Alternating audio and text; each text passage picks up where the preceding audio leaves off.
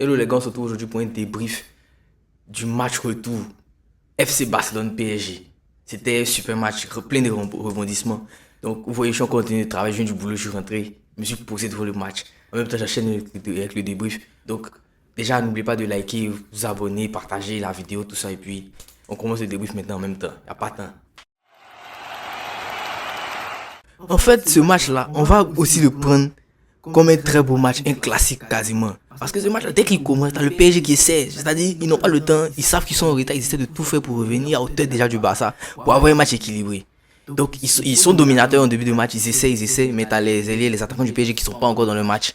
Et sur la première incursion du Barça, la première action, la première véritable action offensive du Barça, Nuno Mendes défend mal parce qu'il ferme trop l'intérieur, du coup il ouvre totalement, il découvre totalement le côté extérieur, le pied droit, même bien que ce soit le pied faible, pied faible de Lamine Yamal, il découvre totalement ce côté-là. Et le petit il en profite, c'est un footballeur professionnel, il y va à fond, bon centre, un peu de chance pour Rafinha qui essaie de couper du pied droit, mais c'est le tibia du pied gauche qui met le ballon au fond. Tant pis, ça fait un 0 pour le Barça. Donc là, moi je me dis, les gars ils sont dans la meilleure disposition possible.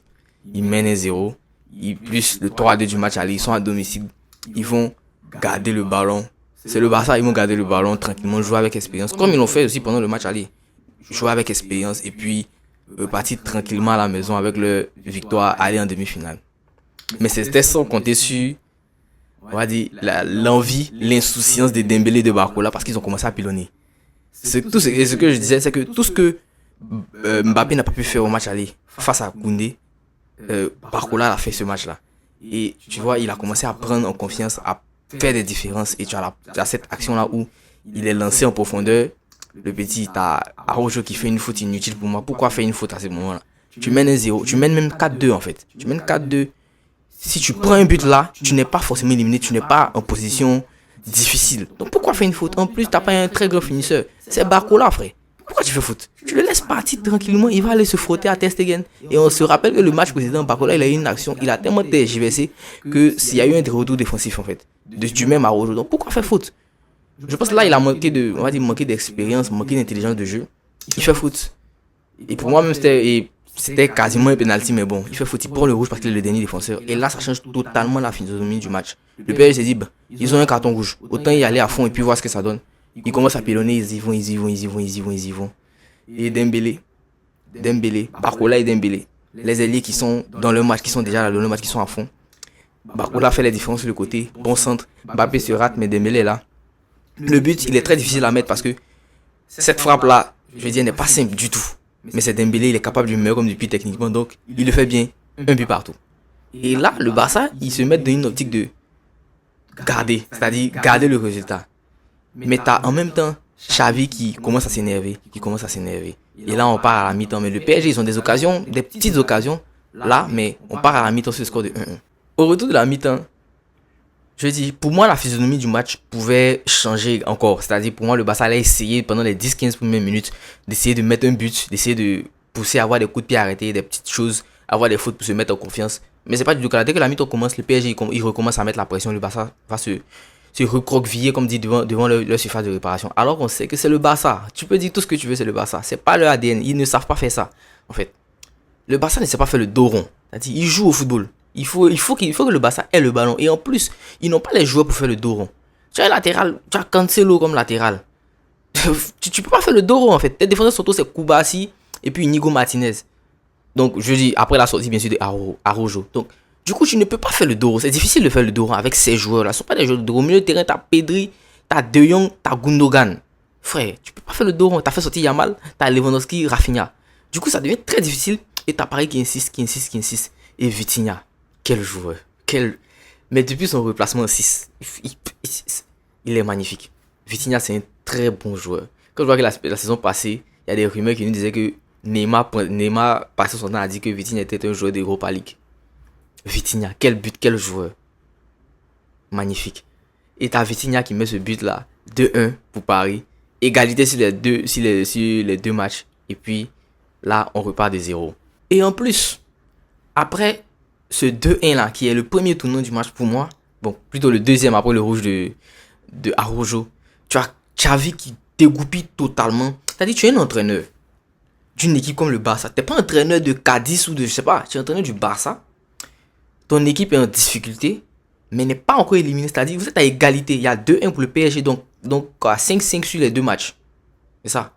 Et plutôt 4-4 sur les deux matchs. Et tu as Xavi qui s'énerve. Il commence à dégoupiller, il commence à insulter l'arbitre, il se prend un rouge. Mais qu'est-ce que tu transmets? Ça, c'est une réaction qui prouve que tu as peur, tu n'es pas serein. Qu'est-ce que tu transmets à tes joueurs qui sont sur le terrain? Faut oublier que sur le terrain, il y a des gars qui sont jeunes. Pedri, c'est un gamin en fait. Koubassi, c'est également un gamin. Il voit l'entraîneur qui a gagné 4 Ligues des Champions en tant que joueur, en train de s'énerver juste parce que le match ne tourne pas en sa faveur. Comment est-ce qu'eux ils se comportent? Rafinha, c'est un joueur qui manque d'expérience en Ligue des Champions. Ses buts contre le PSG, ce sont ses premiers buts en Ligue des Champions. Donc tu as tout ça qui rentre en ligne de compte et le Barça pour moi dégoupille. Et on a reçu la faute de Cancelo. Ce gars-là, souvent il fait des choses mais qui n'ont aucun sens. Moi, tu as un joueur comme Dembélé qui est certes dangereux en 1 contre 1, très dangereux. Mais il est dos au jeu. Pourquoi tu tacles? Déjà, pourquoi tu tacles? D'où tu tacles même? D'où tu tacles comme ça? Tu veux récupérer quel ballon en fait?